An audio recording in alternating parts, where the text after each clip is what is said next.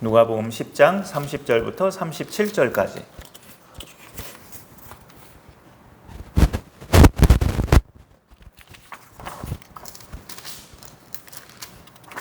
우리 10장 30절부터 같이 읽습니다. 시작. 예수께서 대답하여 이르시되 어떤 사람이 예루살렘에서 여리고로 내려가다가 강도를 만나매 강도들이 그 옷을 벗기고 때려 거의 죽은 것을 버리고 갔더라. 마침 한 제사장이 그 길로 내려가다가 그를 보고 피하여 지나가고 또 이와 같이 한 레위인도 그곳에 이르러 그를 보고 피하여 지나가되 어떤 사마리아 사람은 여행하는 중 거기 이르러 그를 보고 불쌍히 여겨 가까이 가서 기름과 포도주를 그 상처에 붓고 싸매고 자기 짐승에 태워 주막으로 데리고 가서 돌보아 주니라. 그 이튿날 그가 주막 주인에게 데나리온 2를 내어주며 이르되 이 사람을 돌보아 주라. 비용이 더 들면 내가 돌아올 때에 갚으리라 하였으니 네 생각에는 이 세 사람 중에 누가 강도 만난 자의 이웃이 되겠느냐? 이르되 자비를 베푼 자니이다. 예수께서 이르시되 가서 너도 이와 같이 하라 하시니라. 아멘. 방관자 효과라는 그런 말이 있죠. 별로 이렇게 좋은 말은 아니지만 주위에 사람들이 많을수록 위기에 처한 사람을 다들 돕지 않고 가만히 지켜만 보고 있다는 그런 용어입니다. 그게 실제로 그런 현상들이 발생한 사회도 우리가 많이 뉴스로도 보는데 오래전 옛날에 미국의 1963년 3월 13일에 뉴욕 퀸스라는 지역에서요, 그 캐서린 제노비스라는 한 여성이 그렇게 당하는 사례가 있었습니다. 그 여인은 이제 업소에서 근무를 하고 새벽에 퇴근하는 그런 직장을 다니고 있었는데 새벽 3시쯤에 이제 집으로 귀가하던 중에 한 남성에 의해서 칼에 찔림을 당하게 돼요. 칼에 찔렸기 때문에 여인의 목소리로 비명을 질렀어요. 거기가 이제 아파트촌이었나 봐요. 뉴욕 퀸스가가. 근데 아파트 안에 살고 있는 많은 사람들이 자다가 밖에서 한 여인의 비명 소리를 듣고 다들 거실에 불을 켜고 바깥 상황을 이렇게 내다보고 있었다고 합니다. 그런데 나중에 이 제노비스라는 여인을 살해한 그 범인이 법정에서 이런 진술을 해요. 집집마다 그때 이 여인이 비명을 질러서 아파트마다 다 불이 켜져 있었는데 내가 그 아파트 불 켜진 곳을 보았더니 그 사람들 중에 이 현장으로 나오려고 하는 사람은 없어 보이더라. 안 보이더라. 그들의 표정이. 그래서 더 이렇게 마음껏 범행을 저지를 수 있었다고 그렇게 법정에서 진술을 했다는 겁니다. 아파트마다 불이 다 켜졌는데 여인의 비명 소리 때문에 근데 그 중에 아무도 나올 만한 표정을 짓는 사람이 없었더래요. 이 범인의 말에 의해서. 어떤 딱 한 사람만 창문을 열고 그 여인 건드리지 마십시오. 내버려 두세요. 하고 이렇게 소리만 지름 나오지 못하고 그렇게 소리로만 막는 한 사람만 딱 있었다는 거죠. 그 한 사람만 소리로 말로만 그렇게 막는 그런 역할을 했고 모든 사람이 그 현장 밖으로 나오려는 생각을 안 해서 이 범인은 아무런 겁 없이 여인을 그렇게 자행하고 끝내 살해하는 그런 사건이 있었다는 거죠. 1964년 3월 13일에 그렇게 뉴욕 퀸스에서 발생한 사건인데 이 사건 이후로 만들어진 용어가 방관자 효과라는 그런 용어입니다. 오늘 본문에서 예수님이 소개하신 이야기가 매우 흡사한 그런 내용이죠. 지금의 사회는 우리도 많이 느끼지만 개인의 그 가치를 굉장히 중요시하고 개인이 행복해야 되고 개인의 권리가 다른 어떤 공동체 때문에 침해되어서는 안 된다라는 것을 굉장히 우선시하는 그런 느낌을 갖는 이 시대를 우리가 살고 있어요. 오늘 말씀의 제목이 개인주의인데요. 이 개인주의와 이기주의는 조금 의미가 다릅니다. 이기주의는 내 이익만 챙기는 그런 성향이죠. 내 이익을 위해서라면 타인이나 사회의 이익은 아랑곳하지 않는 도외시하고 오직 자신의 이익만 중요시하는 것이 이기주의라고 한다면 개인주의는 한 사람 개인의 그 모든 생활과 그 사람의 어떤 주장과 이런 모든 패턴을 중요시 여기는 거죠. 그 사람의 존엄과 자율과 그 사람이 누릴 수 있는 권리 이런 것들을 공동체가 이렇게 방해해서는 안 된다는 것. 그래서 어떤 한 사람한테 국가나 공동체가 다가가서 우리를 위해서 당신이 희생을 좀 해주시오, 이런 권리를 함부로 내세우지 못하는 것이 개인주의입니다. 이것이 이제 여러분도 느끼실지 모르겠지만 교회 안에도 많이 이제 들어와졌죠. 옛날처럼 교회를 위해서 정말 몸에 지나도록 헌신하고 봉사하는 그런 일은 이제 별로 흔하게 볼 수 없는 그런 시대예요. 물론 사역자들은 또 그렇게, 사역자 가족들은 그렇게 하는 경우도 종종 있지만 전반적으로 그런 모습들은 많이 사라진 지금의 시대를 우리가 살고 있습니다. 공동체보다 개인주의를 중시하는 그런 직장이 있다면 그런 직원들에게는 좋죠. 상사가 회식을 제안했을 때 직원 개개인이 얼마든지 그걸 거절할 수 있는 분위기의 직장이라면 직원들은 아마 굉장히 좋을 겁니다. 그런 점에서 많은 사람들이 개인주의를 선호하고 있지만 성경에는요, 이런 말씀이 있어요. 여러분도 아시는 말씀이에요. 우리 중에 누구든지 자기를 위하여 사는 자가 없고 자기를 위하여 죽는 자도 없도다. 로마서 14장 7절인데 우리가 무엇을 하든지 다 이렇게 하나님을 위하여, 주를 위하여 사는 것이라고, 우리의 삶의 목적이 그거라고 로마서나 고린도전서에서 가르쳐 줍니다. 하나님은 이런 부분도 분명히 있죠. 예수님도 말씀하셨지만 하나님은 한 영혼을 천하보다 귀히 여기시는 것이 예수님의 말씀이죠. 그런 점에 있어서 개인주의는 중요한 거 아닌가요? 라고 우리가 생각할 수 있어요. 하나님 자체가 천하보다, 이 지구 공동체보다 한 영혼을 중시하신다는데 그럼 개인주의가, 그럼 하나님도 개인주의를 강조하시는 거네요? 라고 우리가 조금 이렇게 뭔가 이제 복잡한 그런 질문이 만들어질 수 있죠. 근데 하나님이 한 영혼을 중시 여긴다는 건 맞지만 그 한 영혼이 자기를 위해 사는 것은 아니라고 성경은 말씀하고 있어요. 그 한 영혼, 소중한 그 한 영혼이 구원받은 영혼이 되었을 때 그 이후로 어떻게 살아야 되느냐? 다른 사람들을 위해서 살아야 됨을 성경은, 하나님은 가르쳐주고 계십니다. 예수 믿는 그리스도인들은 성경적으로 볼 때 크게 세 가지 대상과 연결되어 있어요. 우리 예수 믿는 사람들은 크게 세 가지 대상과 늘 연결된 상태에서 살아갑니다. 하나님, 그 다음에 교회, 그리고 이웃. 하나님, 교회, 이웃. 이 세 가지 영역과 우리는 연결된 상태에서 살아가고 있어요. 하나님을 아버지로 모신 우리는 그분의 자녀들이잖아요. 위로는.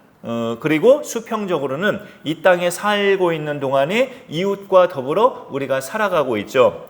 어떤 율법교사가 오늘 말씀의 시작인데요, 예수님을 시험하고자 해서 질문을 합니다. 선생님, 내가 무엇을 하여야 영생을 얻으리까? 했더니 예수님은 율법에 기록된 대로 하라고 하시죠. 네 마음을 다하며 목숨을 다하며 뜻을 다하며 힘을 다하여 주 너의 하나님을 사랑하고, 그 다음에 또한 네 이웃을 그와 같이 사랑하라고, 네 자신같이 사랑하라 하신 이것을 행하라. 그러면 살리라. 이렇게 답변하세요. 그러자 율법교사는 자기를 의롭게 보이려고 예수님께 다시 여쭤요. 내 이웃이 그럼 누구니까? 이렇게 여쭙니다. 이때 예수님은 이 율법교사가 정말로 꺼려하는, 이 율법교사를 포함해서 유대인들이 꺼려하는 사마리아인 이야기를 예수님이 의도적으로 꺼내십니다. 그러면서 누가 강도 만난 자의 이웃이 되겠느냐라고 질문하셔요.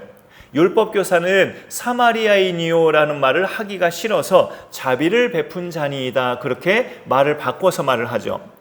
예루살렘에서 여리고로 내려가는 한 사람이 강도들에게 폭행을 당해서 거의 죽어가는 그런 상황이 있을 때 앞서 지나가던 레위인과 제사장들은 보고도 지나가기만 했다라고 오늘 말씀이 그렇게 표현을 합니다.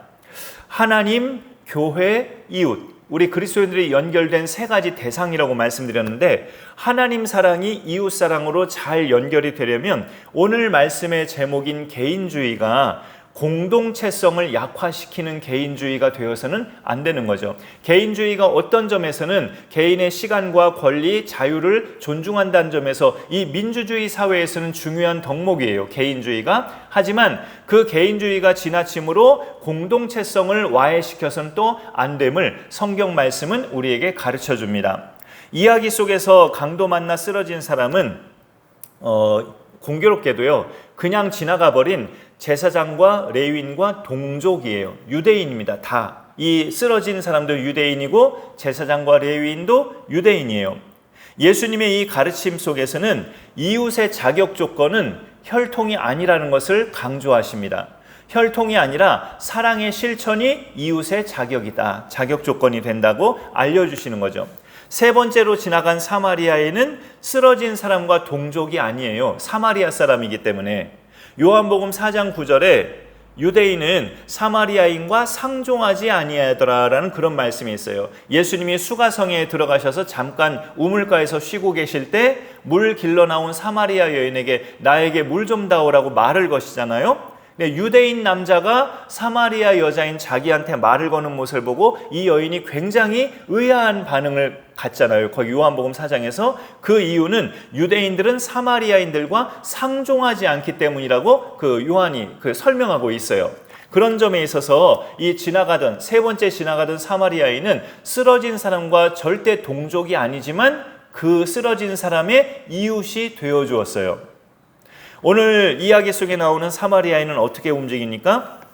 33절 그 후반부터 나오죠. 33절 후반에서 34절까지 33절 후반에 제일 처음에 있는 표현이 그를 보고 불쌍히 여겨. 보고 불쌍히 여겼다. 이게 딱 하나님의 마음이죠. 우리 이 땅에 오신 또 예수님의 마음이고 그들을 보고 불쌍히 여기사 목자 없는 양같이 유리하는 것을 보고 예수님도 많은 사람들을 불쌍히 여기셨다고 말하고 있죠. 이 사마리아 사람이 쓰러진 그 사람을 보고 불쌍히 여겼다. 예수님의 마음이 그 속에 있었음을 우리가 알 수 있는 거죠. 불쌍히 여겨서 어떻게 했어요? 가까이 가서 기름과 포도주를 그 상처에 붓고 싸매고 자기 짐승에 태워 주막으로 데리고 가서 돌보아 주니라 라고 이렇게 말씀하고 있습니다. 이 내용을 우리가 볼 때 진짜 찐 이웃은 같은 핏줄인 혈통이 아니라 자비를 베푼 사람이라는 거죠. 이 율법교사가 한 표현을 그대로 한 겁니다. 이 세 사람 중에 누가 강도 만난 자의 이웃이 되겠느냐? 예수님이 역질문을 하시니까 이 율법교사는 떨떠름한 듯이 자비를 베푼 자니이다 라고 답변을 했어요. 이 답변이 틀리지 않기 때문에 예수님이 이렇게 또 말씀하시죠. 가서 너도 이와 같이 하라. 이 자비를 베푼 네가 말한 그 자비를 베푼 사람처럼 너도 그렇게 하는 것이 네가 그 사람의 이웃이 되어주는 거다. 누가 내 이웃인가가 중요한 게 아니라 네가 모든 사람들에게 이웃이 되어주는 것이 중요하다는 것을 예수님은 결론적으로 말씀하고 있는 거죠. 갈라디아서 6장 2절에 보면 너희가 짐을 서로 지라 그리하여 그리스도의 법을 성취하라 그런 당부의 말씀이 있어요. 어떤 지체에게 질병이 있거나 고통이 있어요. 그리고 또 어떤 지체는 경제적 어려움이 있어요. 또 어떤 지체는 영적으로 굉장히 연약해요. 그리고 또 어떤 지체는 정서적으로 특이해요. 이렇게 다양한 지체들이 교회 안에 있을 수 있죠. 그들을 상대할 때마다 기도와 또 말씀으로의 권면과 격려 그리고 현실적인 도움 그런 것들을 실천할 것을 당부하는 말씀이죠. 너희가 짐을 서로 지라. 복음은 네 짐은 네가 져라 이게 아니고 서로 짐을 지라 이게 복음이라는 거죠. 쓰러진 사람을 본 것은 사마리아인뿐만 아니라 제사장과 레위인도 똑같이 봤잖아요. 그런데 둘 다 그를 보고 피하여 지나갔다고 말씀합니다. 방관자가 됐어요. 제사장과 레위인은.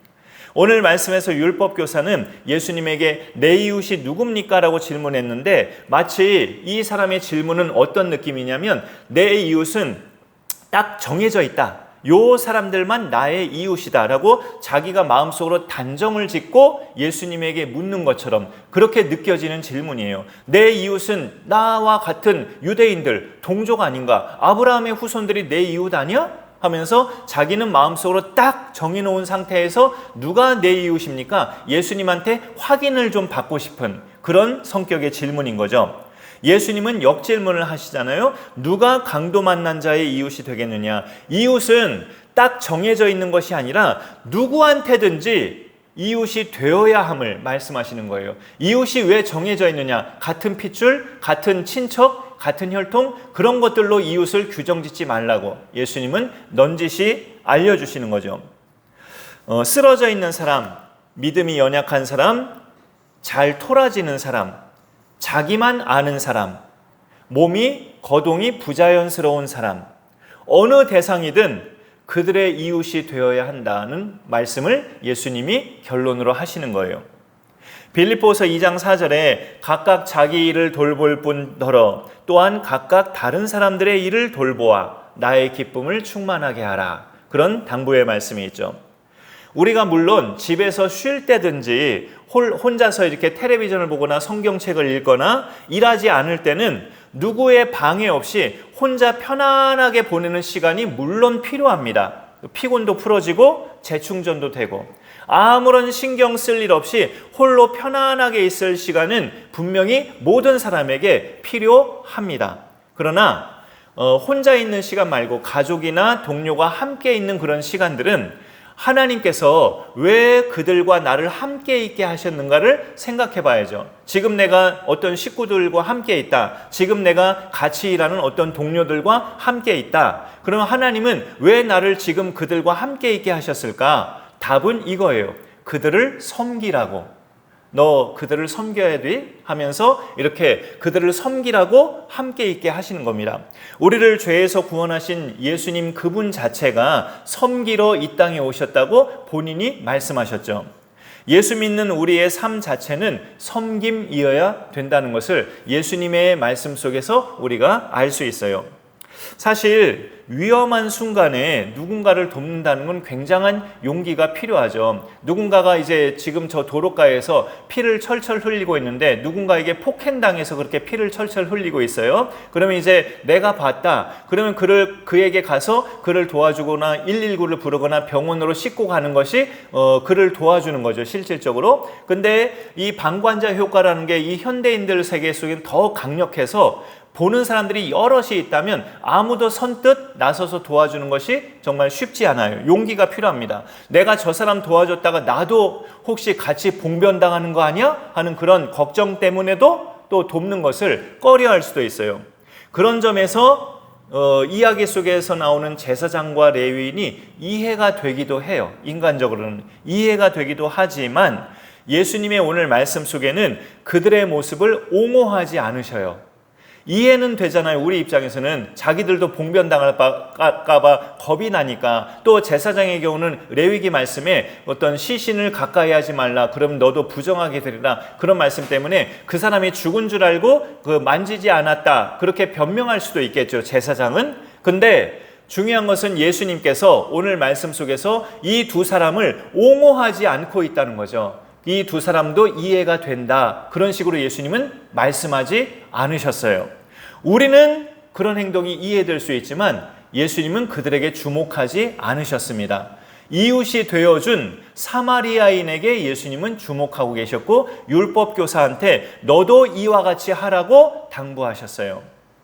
우리는 누구하고든 함께 있을 때 상대를 섬기는 것이 몸에 배고 생활이 되면 더 결정적인 순간에도 사마리아인처럼 행동할 수 있음을 그렇게 생각해 볼 수 있어야 합니다. 이 행동이 굉장히 용기가 필요하고 어찌 보면 위험을 감수하는 행동이잖아요. 또 강도가 나타나면 자기도 위험당할 수 있는 건데, 그러니까 우리도 그렇게 생각하면 선뜻 도와주기가 어려운 거예요. 그런 위험에 처한 사람을 길거리에서 봤을 때. 근데 평상시에 누구와 내가 함께 있을 때마다 내가 섬기는 자가 되고 그게 내 몸에 배고 생활이 된 사람은 그런 결정적인 또 누군가를 도와줘야 될 순간에 용기도 성령께서 주신다는 걸 우리가 받아들일 수 있죠. 평소에 그것이 습관이 되고 몸에 배고 단련이 된 사람은 결정적으로 정말 생명을 살리는 그런 도움의 순간에도 기꺼이 내 자신이 뛰어들어서 도울 수 있는 결단을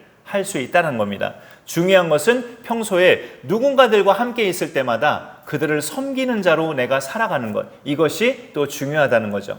오늘의 말씀을 우리가 그렇게 마음속에 담으면서 우리 자신이 개인주의가 어떤 영역에서는 또 중요하고 존중돼야 하지만 공동체성을 깨뜨리는 개인주의는 성경의 말씀을 보니까 아니다. 우리에게 알려주고 있습니다. 특히 그리스도의 몸된 교회를 세워가는 이 공동체 성을 살리는 것에 있어서는 개인주의는 적당한 선에서의 지킴이 지혜롭게 필요하다는 것을 우리에게 알려주는 말씀입니다. 오늘 말씀을 그렇게 우리가 분별해서 받음으로 인하여서 우리 자신의 어떤 충전과 나 자신의 소중함도 우리가 잘 가꾸어 나가야 되지만 우리는 항상 예수님이 이 땅에 오신 그 목적과 정신을 가지고 타인들을 섬기는 그런 그리스도인의 삶이 우리 가운데 또 주되게 일어나야 함을 알 수 있습니다. 오늘 말씀을 그렇게 받아들이면서 멋지게 실천해가는 우리의 결단이 될 수 있기를 간절히 축복합니다.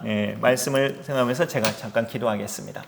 하나님 감사합니다. 오늘도 수요일을 맞이해서 우리가 하나님 앞에 나와 예배하게 하시니 감사드립니다. 우리가 잘 아는 본문 기사이지만 또 이 내용을 통해서 우리에게 개인주의도 중요하지만 특별히 많은 사람들과 더불어 살아가는 이 세상에서 그들을 살리고 그들을 섬기고 그들을 또 하나님의 사람으로 세워주는 그것이 성경적인 신앙생활임을 하나님은 우리에게 가르쳐 주시고 성경 속에 그 내용들이 다 기록되어 있습니다. 하나님 아버지, 우리가 그러한 믿음 생활을 잘 살아낼 수 있도록 매일 매순간 결단과 실행이 잘 이루어질 수 있도록 성령님 함께하여 주옵소서. 감사드리며 예수님의 이름으로 기도 올리옵나이다. 아멘. 오늘도 이렇게 예배의 자리에 오신 분들 주님의 이름으로 축복